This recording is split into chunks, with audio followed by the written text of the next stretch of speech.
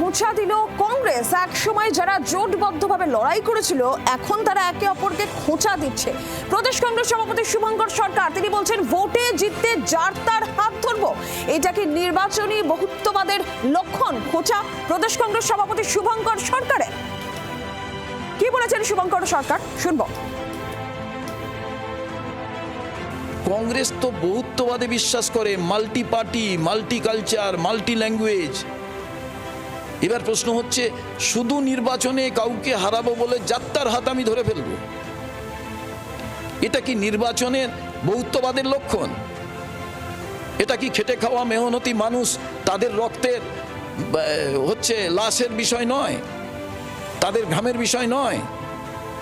এদিকে বলবো মেহনতি মানুষ, মহিলাদের সম্মান, সমস্ত কিছু, আবার দেখা যাবে আমার activity such a way everything destroyed by my activity. বলা হচ্ছে যে মেহনতি মানুষের সংগ্রামের ক্ষেত্রে তিনি আপোষ করেছেন শুভঙ্কর সরকার, সেটা স্মরণ করিয়ে দিতে চাইছেন। কিছু বলবেন? এর তার যার তার এরা কারা? আচ্ছা, শুভঙ্কর সরকার যদি মেহনত আর মেহনতি শব্দ উচ্চারণ করে সেটাই সিপিএম এর এবং গরিব মানুষের লড়াইয়ের জয়। মমিতা রয়েছেন আমাদের প্রতিনিধি। মমিতা, একসময় যারা জোট বেঁধে লড়াই করেছিলেন আজকে প্রদেশ কংগ্রেস সভাপতি বলছেন যার তার হাত ধরবেন ভোটে জিততে।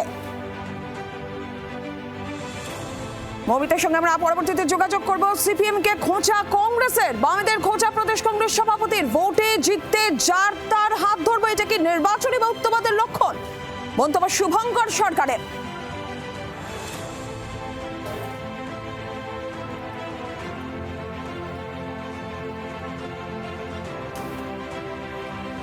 আর এই যে শুভঙ্কর সরকারের এই বক্তব্য, সেই বক্তব্যকে পাল্টা নিশানা করতে একটু সময় নেয়নি সুজন চক্রবর্তী। তিনি বলছেন যে শ্রেণী সংগ্রামের পাঠকে নিতে হবে শুভঙ্কর সরকারের কাছে। সবার কাছ থেকে সবকিছু নেওয়া যায় না, অনেক বেশি বুঝে গিয়েছে, বেশি বোঝার দরকার নেই।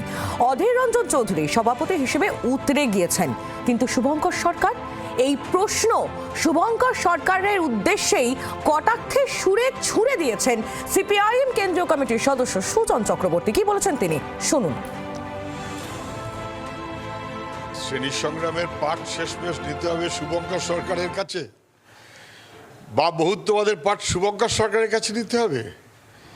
সবার কাছে সব জিনিস নেওয়া যায় না, আর প্রত্যেকের বোঝা উচিত তার সাইজ কতটা। শুভঙ্কর সরকার এখন বামপন্থা শেখাবে, শ্রেণী সংগ্রাম শেখাবে, সমুদ্রের পাড়ে অনেক জায়গা আছে, ওখানে গিয়ে বসে শেখাক। বেশি শেখানোর দরকার নেই, বেশি বোঝার দরকার নেই, অনেক বেশি বুঝে গেছে। বাংলার আওয়াজ, বাঙালির আবেগ, জি 24 ঘন্টা।